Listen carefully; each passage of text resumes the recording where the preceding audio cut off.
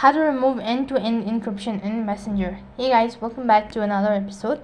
In this following tutorial, I'm going to show you the ways to remove end-to-end encryption in Messenger.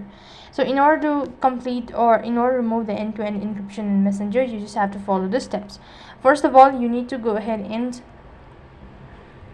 open up your Messenger application and then log into your account. So when you're logged into your Messenger application, this is how it's going to look like. Here, go ahead and press the profile icon from the top right and then go to the gears.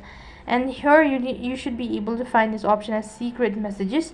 If you're unable to find it, so then what next, you just if you're able to find the following option, then long press on it and then just go ahead and press the or turn off or toggle the button, and you'll have successfully removed end-to-end encryption in Messenger.